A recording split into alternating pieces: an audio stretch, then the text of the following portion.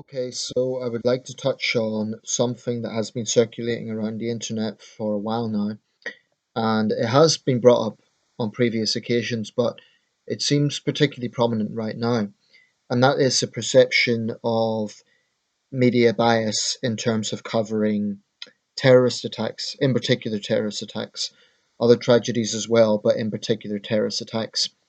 Now, I'm someone who's always been interested in journalism and the media as a format, and I follow current affairs very, very closely. So, from my perspective, it is irrefutable that when a tragedy happens in a Western country, it does get more coverage. As a starting point, that is a fact. It gets more coverage by Western news networks, such as the BBC, CNN, Fox News. Um, but I want to discuss a bit the perception that that automatically means that there's no level playing field, or it automatically means that there is less of a value put on lives elsewhere. I want to discuss these things a bit because it's something that I've been thinking about ever since these sort of these questions have been circulating online. Now, a few years ago, I would absolutely have been of the opinion that yeah, it's not right. Why is the Western media focusing so much on Western events? Um, But I've looked a bit more into this, and there is actually a few more angles that you need to consider. Let's use as a starting point the recent attacks in Lahore, Pakistan. Now, there has been a circulation from presumably Pakistani nationals and some other people online. Why is there not the same level of outrage over Lahore as there was for Brussels or Paris? And there is a photograph that has been circulating around showing the Eiffel Tower in the green and white colours of the Pakistani flag, purporting to show solidarity with the victims of Lahore. But actually, it is from 2007 when Pakistan won, I think it was the Cricket World Cup. So, in fact, there was no tribute on the Eiffel Tower to the attacks in Lahore, as there was with Brussels. Um, but I read a post under this. And I think the guy that made it made a reasonable point. What he said was, should every landmark in the world light up every single time there is a tragedy anywhere in the world? I think that's a valid question. Now, there is an important thing to consider. The Brussels attacks were in a neighbouring country to France. Um, in fact, the Penshaw Monument here in Sunderland apparently lit up in the Belgian tricolour as well. Um, if the argument is that Western news sources devote more time to tragedies that happen in the West, why does no one consider the geography aspect of it? Now, if something happens closer to home, naturally, it's going to be a big story closer to home. So I don't think anyone can honestly blame France 24, for example, for spending a lot of coverage on the Paris terrorist attacks. It's a French news network.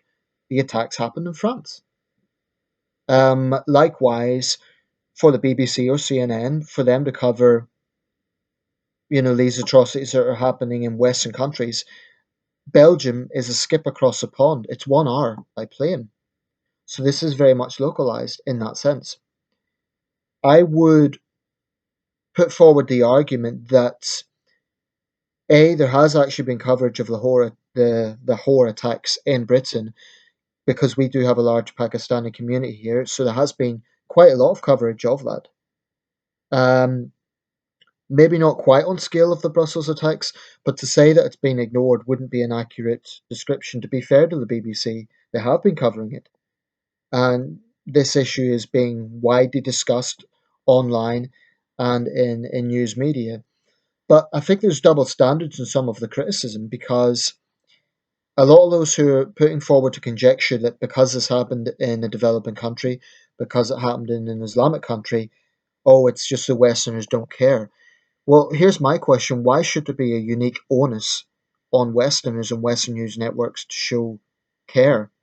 I know from what I have seen that many people in the West have shown concern about what happened in Lahore. Many people have expressed condemnation and outrage. But there is double standards, because how much condemnation has there actually been from Islamic countries?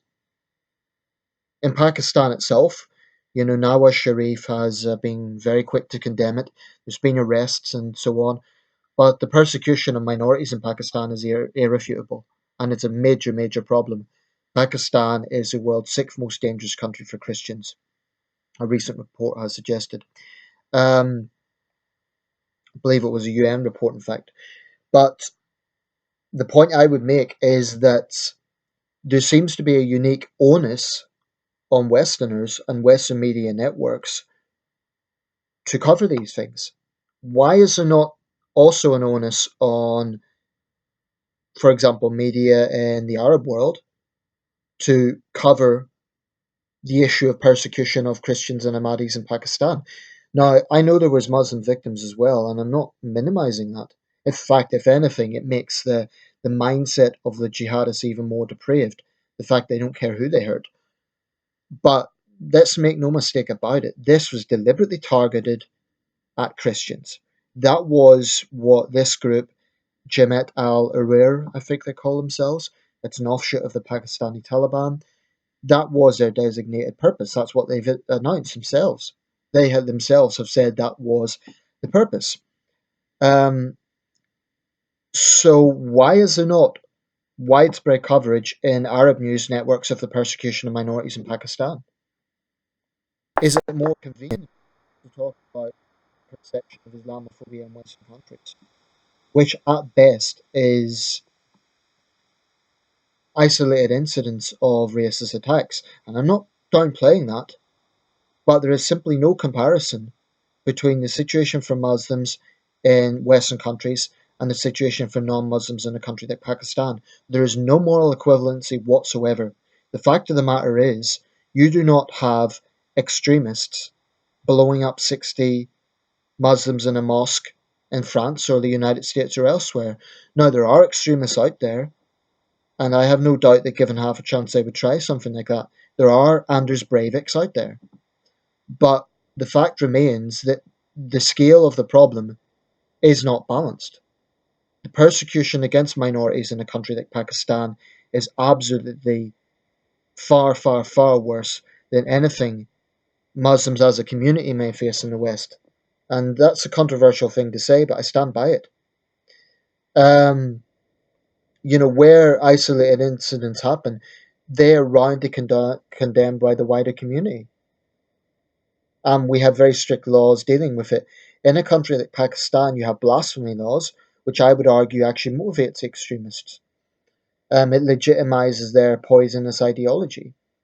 Now, just to get back to the main subject I was talking about, this thing about, why Brussels, why Paris, I honestly think if there were attacks every single month in Brussels, then you would see less coverage. It would become more, it sounds an awful thing to say, but it will become more normalized. Now, the sad reality is you simply cannot devote so much media time every single time there is a terrorist atrocity in a country like Nigeria or Syria or Iraq or Pakistan, because the sad truth is it's so regular. I think the reason that the Hor attack has got more attention than other attacks is because it was particularly depraved. A lot of women and children were killed, and it was targeted, particularly Easter. All those factors, I think, have led it to getting more coverage. But there's been attacks this year and last year in Nigeria where 80, 100 people have been killed at once, and at most it's got, passing coverage. Now, does this mean that there is a callous disregard for Nigerian lives? You could argue that. I think it is more plausible that there is simply so many attacks that you simply can't devote so much airtime to each and every single incident. And that's awful, but that is the reality of what is going on. Um, I quite like what Al Jazeera does. They have an entire segment on the war in Syria. So instead of talking about every single individual attack in Syria, they have an entire program dedicated to that. I think that's quite a good approach, because it sort of indicates that they are devoting time to the major news issue of the day without not reporting other things. Um, But I think some of the arguments here are misguided. I mean, let's use another example, the attacks in Ankara and Istanbul. And I should say, in the case of Ankara, that was blamed on a Kurdish separatist group. It wasn't ISIS. But a lot of people have said, oh, why did Ankara not get the same coverage as Brussels? What people aren't asking or are not acknowledging is that under President Erdogan, there has been media blackouts of major events. So instead of blaming Western media, point the finger at President Erdogan for his dictatorial tendencies, such as censorship. Um, I mean, you can't blame Western media for not covering something that they may not actually have access to. In countries with authoritarian systems in place, very often Western journalists actually have a very difficult time practically getting the information. So I think it's a bit unfair to constantly blame Western journalists when sometimes they're actually restricted. They're physically restricted from reporting from something. Whereas in somewhere like Brussels, there are not the same restrictions in place. Um, the Belgian government did not have a media blackout after the Brussels attacks. The French government didn't have a media blackout after the Paris attacks. So there is that aspect to take into consideration as well. Um, Speaking personally, and this is only my own view, I personally feel great sadness for every single victim of these atrocities. Now, whether you believe that or not is beyond my control. I'll show you something. Try it. I light a candle vigil whenever there is an atrocity. I've lit that for the victims of Lahore. Now, it may not mean anything. It's not going to help anyone, but it's just a sort of, I guess you could say, semi-spiritual thing that I do myself. Because to me, it means something. So, from an individual basis, I care about each and every victim of this scourge in our world, which is terrorism. But I think it's a bit unfair to make blanket statements like, oh, the media doesn't care about these victims without looking a bit deeper into the reasons why. I don't think it's necessarily a case that they don't care. I think you have to consider other aspects like geography, like access to the details. There's a lot of other things to consider. Now, if journalists do have access to the information, then yes, they should report it, and it should be a major issue because 72 people being killed in a public park is a major story. Um, but I think it's unfair to always put the onus on Western countries. I mean, the perception is, oh, look at how heartless the Westerners are. Well, wait a second. Western countries have been housing thousands of Syrian refugees, some more so than others, but likewise, Western countries give billions in foreign aid. These are facts. So, what I see with this is a kind of subtle way to strike up a conspiracy theory like, oh, Westerners don't care. Westerners are selfish, callous people. But my question would be, well, how much coverage is there of the Brussels attacks in, say, Turkey? I don't know. I'm not in Turkey. There might be a lot of coverage, or there might be minimal coverage. So there is a lot of things to take into consideration, and I suppose I could say my views on this have slightly altered from a few years ago. A few years ago, I would have taken that consensus view and said, "Oh yeah, the Western media is way too biased," and so on. I do, I do feel I will say one thing: when there's natural disasters, definitely there should be more focus on that. There is parts of the world that experience major natural disasters. I think wherever there is availability of information, it should be reported. But again, journalism is a tough job, and frontline journalists sometimes are prevented from reporting. I mean, I probably shouldn't say this, but I'm going to say it anyway. One of my students, when I was teaching in China, sort of made a complaint to me. He said Western news networks don't care about things that happen in China. And I very politely and very subtly put it to him. This was outside class because I wasn't allowed to talk about those sort of issues in class. But I said, well, look, the Chinese media actually censors this stuff, so you can't blame Western media for not reporting it. Because when China, when excuse me, when Western journalists try to report on big things happening in China, very often state police like push them away and even rough them up sometimes. That happened when there was a big ferry disaster last year on the Yangtze. BBC reporters were aggressively pushed away by police.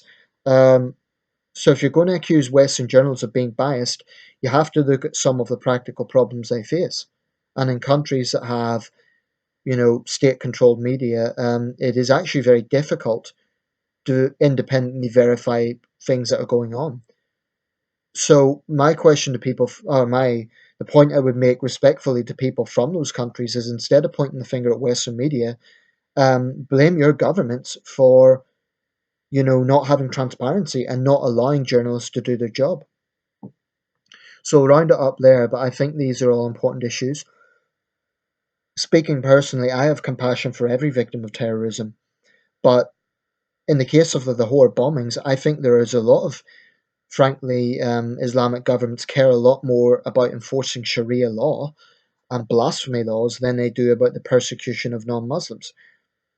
That's a contentious statement, but I think there is quite strong evidence for that. Thanks for watching.